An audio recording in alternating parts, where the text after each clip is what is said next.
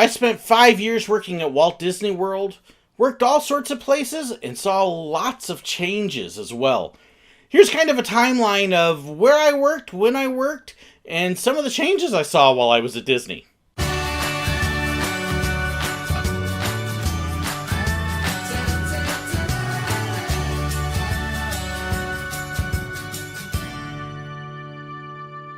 I was so blessed to be able to work 5 years at Walt Disney World as a PhotoPass photographer.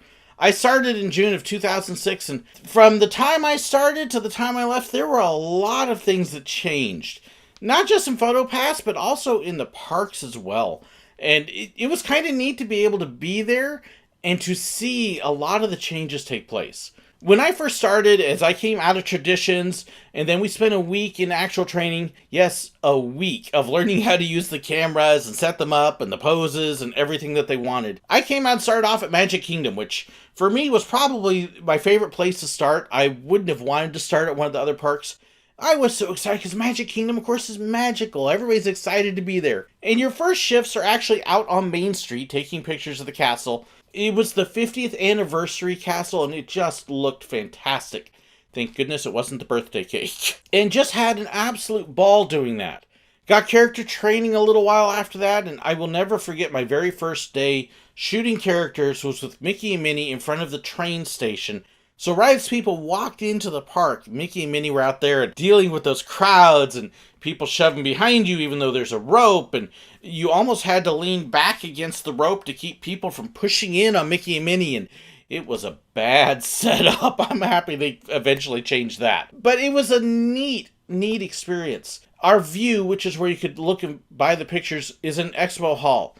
And at the time, you could actually go into the back of the Grand Expo Hall, and there was a theater back there that was showing all these old-time cartoons, had timelines and histories of the parks and all sorts of stuff, and it was a really neat thing, except nobody ever went back there. It was empty. In fact, we would actually sometimes go back there and sit on our breaks because we knew there weren't going to be any guests that walked in. It was just wasted space. It was neat, it was beautiful, but there was nothing telling you it was back there. So if you didn't know, you'd never have a clue. And that's why I think they took it all out and put Mickey and Minnie and Tink back there now. So yes, if you go to Magic Kingdom where you meet Mickey Mouse and Tinkerbell, that used to be a theater that you could actually enjoy. Not anymore. In fact, even the whole gift shop area was closed off, and that's all changed inside. And then, of course, with characters, I also got statused over to Toontown, and we had the County Bounty with 3 different meet and greet rooms, plus you had Mickey's house, and they were wonderful places. Toontown was still my favorite place to shoot characters. It was just an incredibly fun place. And then they eventually decided in 2009, 2010, that they leveled almost all of Toontown. Believe it or not, the tents that were the County Bounty is still there. Changed that whole thing with the complete expansion and remodel of Fantasyland. So what we were used to be shooting in isn't there anymore. Mickey's house and that whole greeting area is now gone. Actually, where our old character rooms were is actually still open and in use. That's actually now where you can meet Goofy and Donald and that little part of the sideshow tent. That's actually where the old character rooms used to be for Toontown. And then you had the big tent right next door, the County Bounty, where we had a view and the gift shop. And that is still there. Most of the rest of that area has changed pretty dramatically since then. But I spent almost a year at Disney, working Magic Kingdom, working in those locations, and picking up some shifts at other parks just so I get a feel of what else was out there. After that, it came time for our bids, and that's where you got to choose what hours, what days, and what park you worked at. And it was all done by seniority, and I've done a whole video about the bid process that I'll link you to. I ended up having to get bumped out of Magic Kingdom, which I was not happy about at the time, but the next option was Hollywood Studios, which was MGM Studios at the time. So in 2007, I bumped over to Disney MGM Studios for a whole new experience, a completely different feel of backstage. No utilidors, different atmosphere in there, beautiful cafeteria, and some completely different kinds of character interactions. Of course, you're shooting Sunset Strip, and then you're shooting Rock and Roller Coaster and Tower of Terror, where you got to do a few different things with the pictures that we didn't have available at Magic Kingdom. Characters, you had all sorts of characters around the Disney preschool area. You had little trailers where you would have several of them out, like Goliath and JoJo from JoJo's Circus. Kind of a neat setup for the kids. Covered at least, so it gave you a little protection from elements. You also had the animation studio, which is where Mickey Mouse was, and typically a character of the quarter or whatever, so Bolt might be there, or the Incredibles. That has all now been gutted and changed. That's actually Star Wars Launch Bay. And then the characters that were outside with the Disney Preschool, most of those are actually now gone. There's a couple spots still where like the little Einsteins used to meet, and so you have a couple like Doc McStuffin, I think is her name. She's over there now, and those kinds of spots. But all the trailers are long gone, so kind of the Hollywood feel even is gone from a lot of the park. Of course, they added Toy Story Mania and then Toy Story Land. Those were all added while I was there, so they were additions, which for us was really cool, really neat. But then we also had these other character meet locations that were on the other side of the park. Where Woody and Buzz used to be, and Monsters Incorporated, and that all got closed down, removed, and I've given a couple glimpses of some of that, but that changed all during that time that I was working there as well. So places that I was working would then get shut down, and we wouldn't be working there anymore. I was there for about 6 months, and then bid time came up again, and once again, what I wanted to bid wasn't open because I wasn't that far up the seniority list. And I ended up over at Epcot for 6 months. I still, again, picked up shifts at Magic Kingdom and Hollywood Studios, but Epcot was a whole different world again and a different atmosphere. And just a complete change. Most of the places that I shot at Epcot are actually still there. Character Spot has changed, and now with the huge remodel, Character Spot's about to disappear entirely. So that is going to be a change, but it's still basically there and kind of in the same location, just change the way they do it a little bit. The characters around the World Showcase are mostly all still there. Donald, while I was working there, Donald got a new set in Mexico, which drove us nuts because we sent in all these recommendations to the Imagineers and they all got ignored. Like, please give the character some shade. Don't make the character face into the sun because it kills them. And yeah, it just, not good. Terrible set from a photographer's and character's point of view. But we saw a couple little changes like that. But most of Epcot has actually stayed pretty similar. The one other change is how PhotoPass works on Test Track. Test Track was the only PhotoPass location, the only PhotoPass ride in all of Walt Disney World.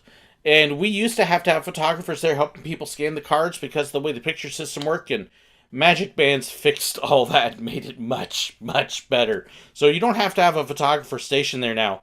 But we also had a photography station out inside the gift shop area that you could go to if you need help. And every time I've been there now, there's been nobody there. That's kind of sad. So if you got a problem, you're kind of stuck and got to call help to get it fixed. But Epcot has pretty much stayed the same. And then after that, I got bumped right back over to Hollywood Studios again. And that's where I was for the next few months, up until I had my cancer incident when I collapsed in front of poor Sorcerer Mickey at the animation studio. And next thing I knew, and that was right before my birthday, next thing I knew, within a matter of a month, I was getting surgery and then getting radiation treatments and all that fun stuff, and had to take a leave of absence from the company for a few months. Didn't do anything during that leave of absence except try to recover. When I did finally come back several months later, and thank goodness it was a short treatment, thank God for that. But my health was not fully recovered.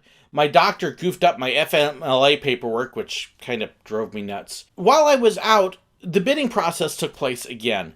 And because I was out, I didn't really get to bid. I got to put in a request, but I was on long-term disability, so I really didn't have much of a say. And lo and behold, I got statused over to Epcot again. So I came back in a different place than where I had left, but was only there for a short time before bidding happened once more, and I actually ended up back over at Magic Kingdom a few months after that. The one thing I found was my health had not recovered. I was still not up to par. Because of the treatments, my immune system had basically been pretty much wiped out, and it hadn't been given a chance to recover. My doctor messed up the FMLA paperwork, and what I found was that I was missing a lot of work because I was constantly sick.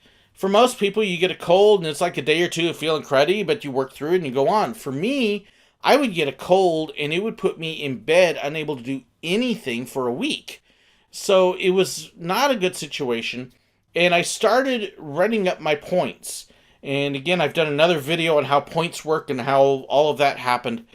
And I started to watch my points run up to a point where I was floating on the edge of my reprimands. and knew that I was starting to get in danger of being fired because I could not consistently stay in and my doctor screwed up the paperwork. So I actually ended up having to go to my manager, and I'll never forget meeting with Kathy Joe on the Main Street base under Main Street and talking with her about what was happening and what I was afraid of and what I was going to do. And because of company policies, Kathy Joe was really kind of stuck in some ways. She couldn't do anything with FMLA. She couldn't erase my attendance points and stuff. So we kind of came up with a jimmy-rigged solution where I was going to take a 1-month vacation. And essentially what I did was I had to resign the company to make sure I didn't get fired. But as I resigned, because I hadn't gotten fired and all of that, Kathy Joe put in the system that I was good and eligible for immediate rehire.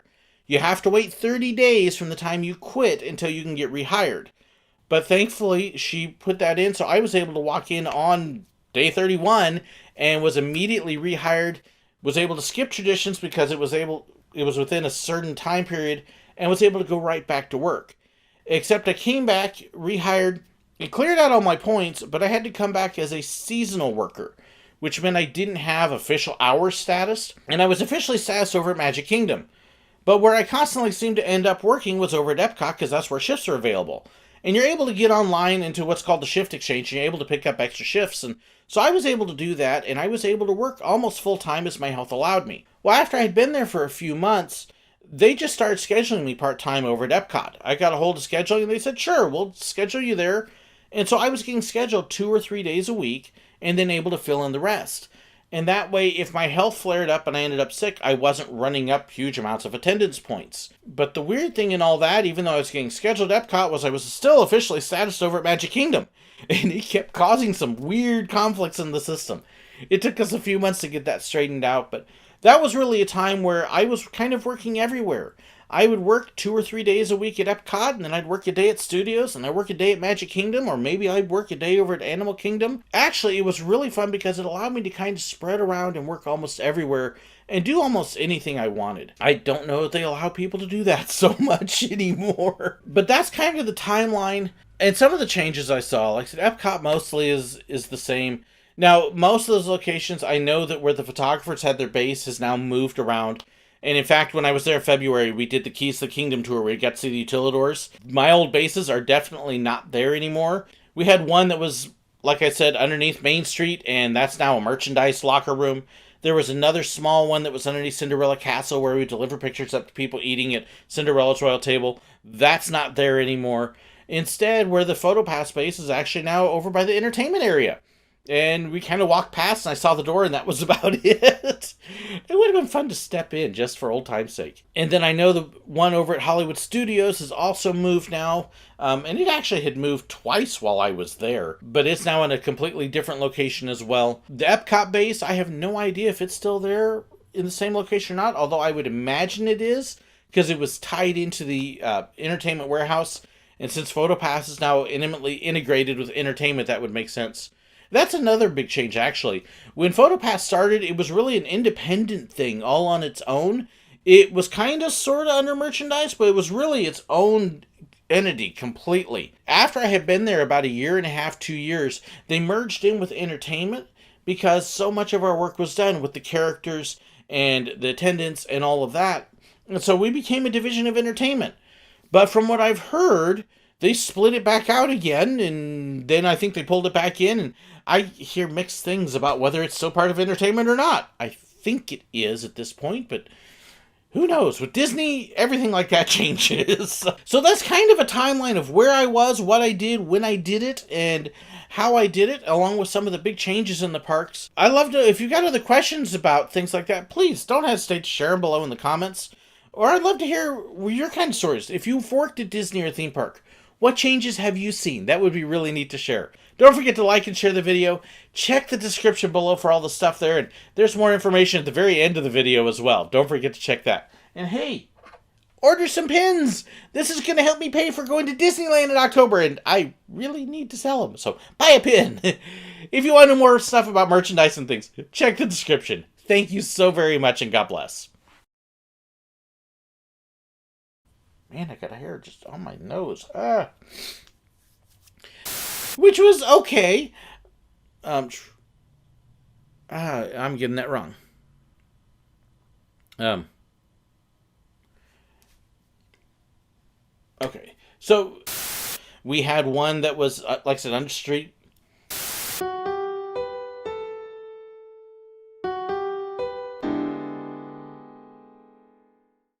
If you'd like to know about my merchandise, fan pages, and more, be sure to check the description below. If you'd like to know whenever I've got a new video posted, well, make sure you hit that button right up there and subscribe. If you'd like to watch another one of my videos, I've got a great one for you right here. And if you'd like to be like these wonderful people here and support me financially on Patreon, well, make sure you check the link right there. There's even some extra perks for them. Thank you so much, and God bless.